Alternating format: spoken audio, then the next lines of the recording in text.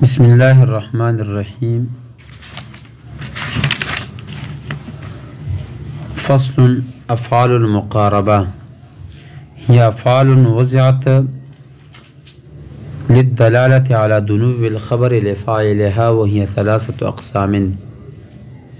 الأول للرجاء، وهو عسى، وهو فعل جامد لا يستعمل منه غير الماضي، وهو في الأمل مثل كاد، إلا أن خبره فعل مضارع مع أن.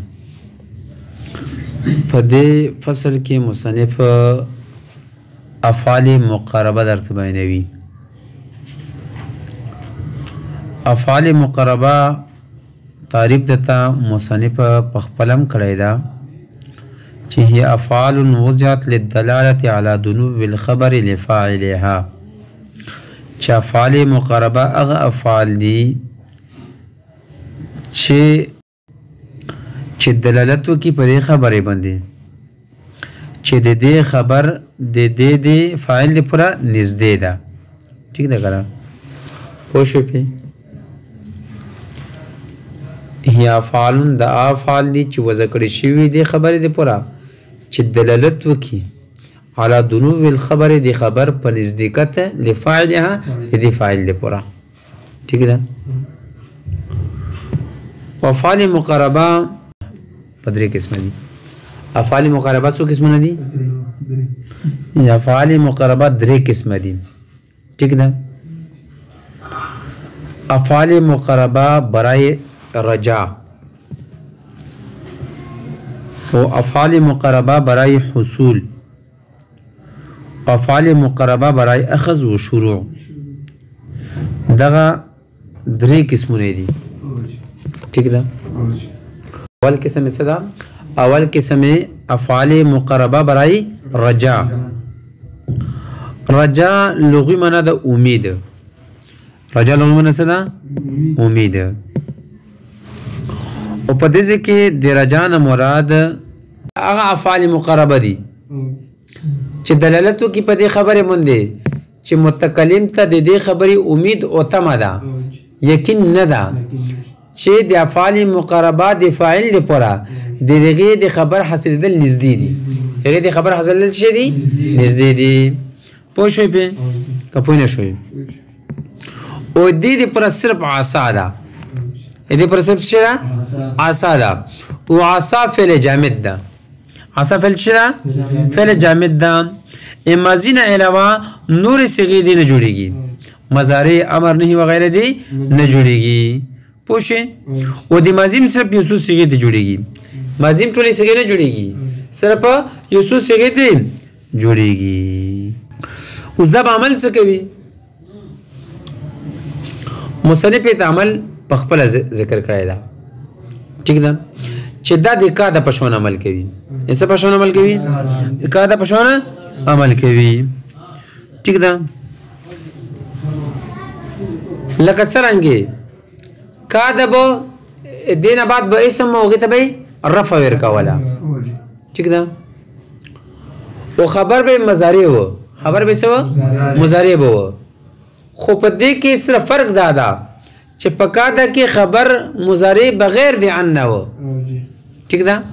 او په عصا کې به خبر مضارع سره دی ان به وي. ان نه ان. ټیک ده که نه؟ لکه عسى زيد ان يقوم. عسى زيد ان يقوم. پوشی امید ہے کہ زیدن قریب کھڑا ہو. پوشی تو دیجی کیا کرا؟ عسى نباد زید دا. و زید تیسے ور کڑی دا؟ رفع ور کڑی دا. و دین بعد خبر دا. و سرا دی؟ ان دا. پوشی سرا دی؟ ان دا. دی برد تو کری مخ کے بیسو. ٹھیک ہے کرنا؟ فصل افعال مقاربه وهي افعال د افعال دي وضعیت چې وضع کړی شي لدلالت په دې خبرې باندې دلالت کول پر علی دنو الخبر چې نږدې د خبر د دې لفاعل هدي فاعل دی پر. وهي ثلاثه اقسام ده په درې قسم. الاول للرجاء، اول دي رجاء دی پر ده. هو عسى وهو فعل جامد لا يستعمل منه غير الماضي. دا فعل جامد چې نه استعمال کیږي نه سوا دی ماضي نه. وهو فعل عمل او دا په عمل کې مثل کا ده د کا ده په شان ده. ایسا پشوندا اکادا پشوندا الا ان خبره فعل مضارع مگر خبر دی فعل مضارع معا سره دی اندا نو عسى زيد ان يقوم عسى زيدنا ان يقوم ويجوز تقديم الخبر على اسمهم دې عبارتنا ته مصنف د عسى په احکامو کې یو بل حکم بینوي ويجوز تقديم الخبر على اسمه هنا ته مصنف د عسى په احکامو کې یو بل حکم بینوي چې د عسى خبر دې په اسم باندې کله کله مقدم کېدلی شي لکه عسى ان يقوم زيدنا ټیک ده کنه دا څه ویلی شي پوه شي وقد يحذف ان دې ځنه ته دا بیانوي چې کله کله د عسى د خبر نه ان حذف کېدلی شي کله کله مثلا چې اصل خدا ده چې د عسى په خبر باندې به ان داخل وي ټیک ده کنه خو کله کله قلیل الاستعمال د عسى د خبر نه به ان حذف کېدلی شي لکه دسره د مشابهت د وجنه ټیک ده کنه پوه شئ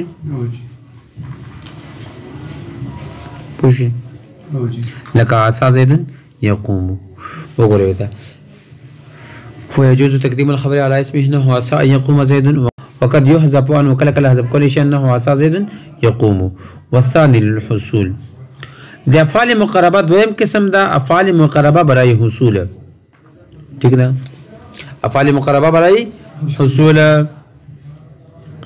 یعنی هغه فعل چې په دې خبره باندې دلالت وکړي چې د افعال مقربه خبر دې خبره باندې دلالت وکړي چې د افعال مقربه خبر د دې د فاعل لپاره حاصل دل د یقیني نجدودي سدي یقیني نجدودي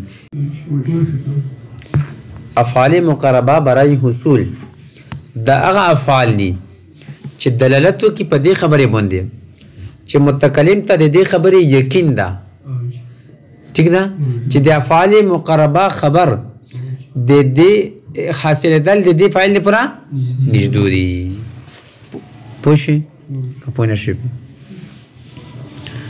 او د دې لپاره څه استعمالیږي د دې لپاره کا د استعمالیږي ٹھیک ده او کا د عمل څه کوي قدم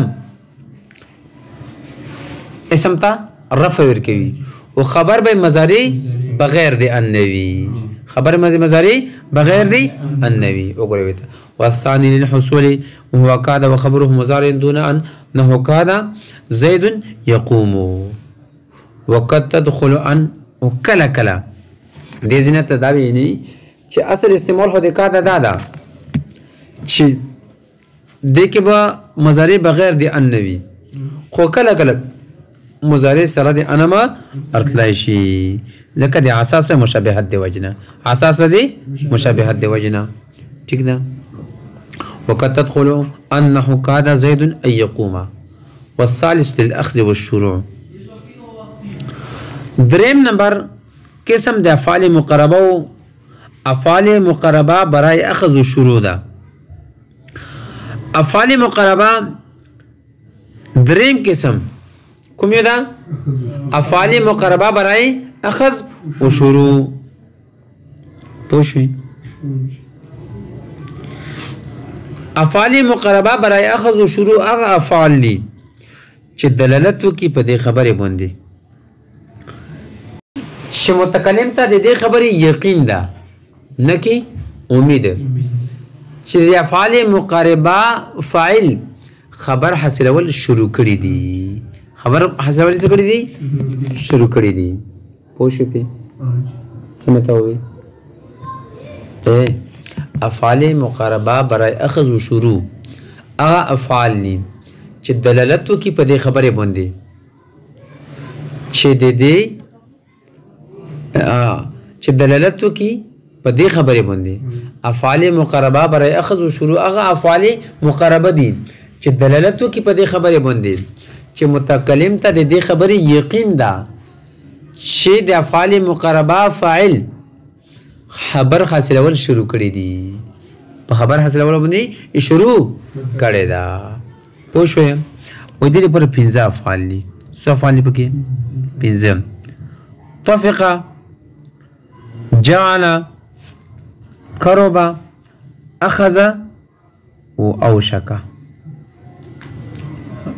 پوه شوې که پوه نه شوې دغه 15 افعال دې لپاره استعمالیږي پهله څلور دا د کا د په شان عمل کوي څه په شان عمل کوي د کا د په شان عمل کوي یعنی اسم طرف ور کوي او خبر به مضارع بغیر دی انوي لك كاد پوشي لك طفق زيد يكتب جعل زيد يكتب قرب زيد يكتب اخذ زيد يكتب واوشك د دې عصا او د کا د دوړ په شان عمل کوي یعنی په شان دوړ په شان استعماليږي ٹھیک ده کله د عصا په شان او کله د کا د په شان یا عصا په شان مطلب څه ده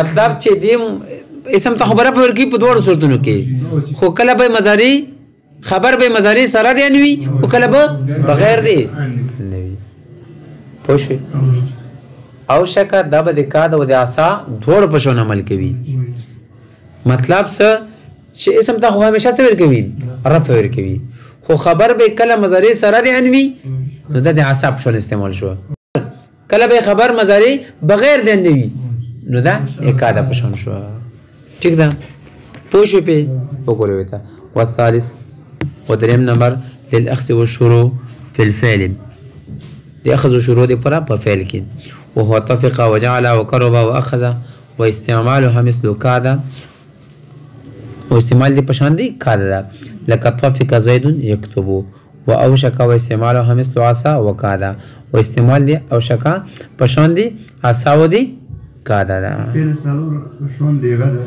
كاد پشان دي مطلب چې مضارع به خبر به مضارع بغیر دي پوه شو په بس به کوزینجه